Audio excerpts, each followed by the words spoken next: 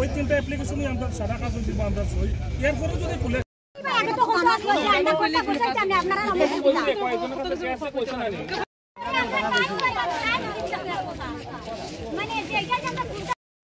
আমরা আগুন লাগাই দিব আমরা শেষ না আমরা আগুন লাগাই আপনারা দেখেন না শিক্ষা পাইতো আমরা এখানে আমরা ফাটা কুটা প্রথম কথা হচ্ছে হ্যাঁ গভর্নমেন্টের তো লাইসেন্স পাচ্ছে ঠিক আছে দ্বিতীয় কথা হচ্ছে আরেকজনের এলাকাবাসীরা তো গোটা বসাইবার আগে কইতো আছিল বইবার আগে যার বইয়া সারছে গোটা চিন্তা লাগো সিঙ্গল চিন্তা লাগো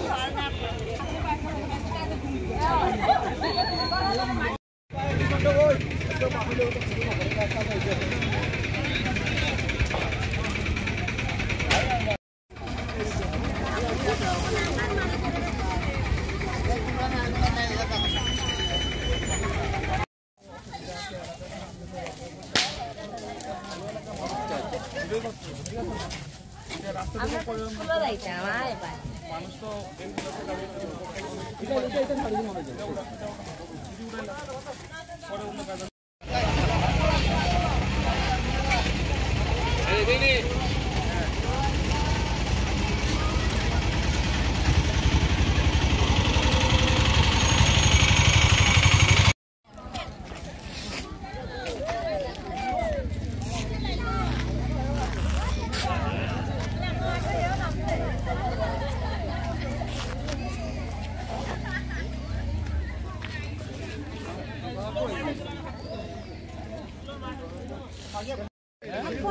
আমরা টাইম দিলাম কোনটা উঠে না ভাই এই আমরা উঠাইলাম আমরা ঠিক আছে আমরা উঠাইলাম 15 দিন পর্যন্ত 15 দিন না উঠে স্যার আমরা পেট্রোলটা দিয়ে আচ্ছা 15 দিনও দিবেন টাইম 15 দিন আচ্ছা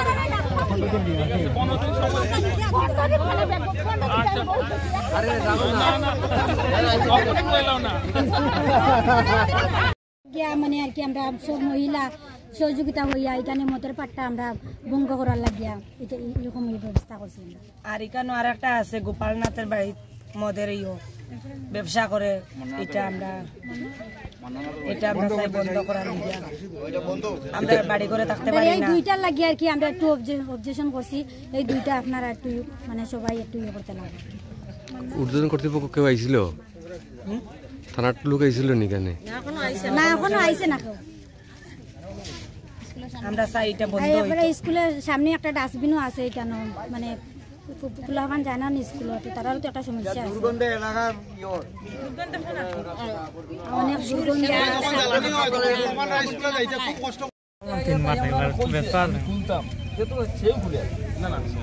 আমি আপনার কাছে রিকোয়েস্ট করছি আমি এটা খুলতাম এবার আপনি অবজেকশন দিলাম তো আমি খুলতে পারবো না খুললে ব্যবসা করতে পারবো না তারপরে এই জায়গাটা আর জায়গাতে যে কর হয়েছে তার অনুমতি ছাড়া তো তার নাম ফোন নাম্বারটাও দেন না অবজেকশন শুনেন এলাকার মানুষ একজন দুজন তো এলাকার মানুষ চলে না এলাকার মানুষ 100 জন 200 জন যতজন আছে তারা দিয়ে চলে এখন আমি মনে করি এখন আপনারা তো এখানে আসবেন এখন মান্না যে এখানে আনা হোক ঘর বাঙ্গিয়ে নিয়ে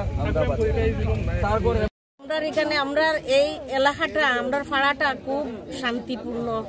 কিন্তু এর মাঝে দেখা যাইছে এখানে একটা গড় তৈরি করা হয়েছে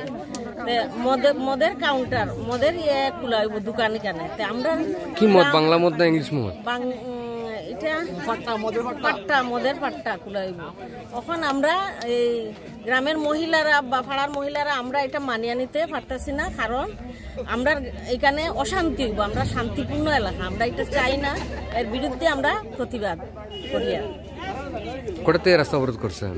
আমরা তো 9টা থেকে আইসে না থানাটা কেউ আইসে না কেউ আইসে না যতক্ষণ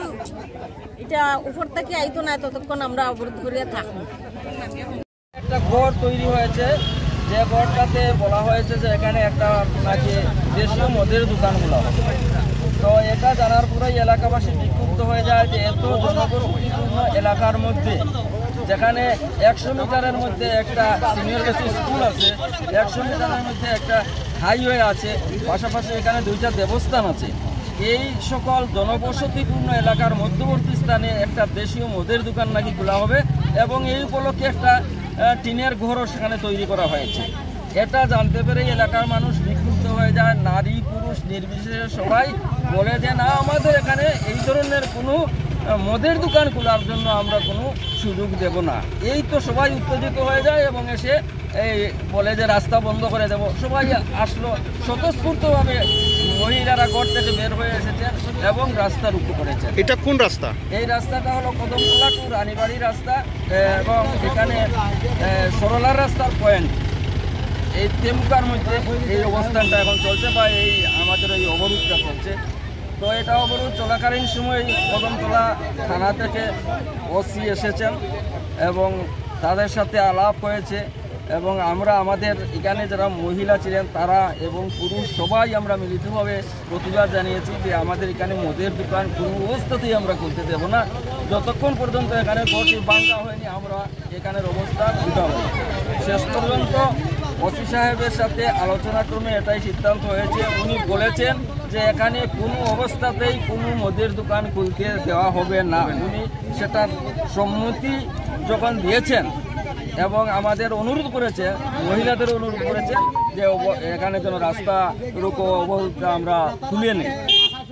শেষ পর্যন্ত প্রশাসনের আশ্বাসে এবং যেহেতু উনি বলেছেন যে এখানে কোনো অবস্থাতেই খোলা হবে না এবং ওসি সাহেব তার নিজের মুখেই বলেছেন যে এখানে এই স্পটে এইরকম জনবহুল এলাকা স্কুলের কাছে এটা হওয়া আসলেই আইনতভাবে এটা সম্ভব নয়, অতএব এটা এখানে হবেই না। এই সকল কারণে শেষ পর্যন্ত আমরা এখানের অবরোধ, রাস্তার অবরোধ তুলতে আমরা এখন সম্মত হয়েছি। আমাদের লক্ষ্য থাকবে যে এখানে যাতে কোনো অবস্থাতেই সেটা না হয়। যদি তারপরেও দেখা যায় সেখানে কিছু হয়েছে তাহলে আমরা আরও বৃহত্তর আন্দোলনে যাব। পাশাপাশি এখানে আরেকটা আমাদের বক্তব্য আছে। এখানে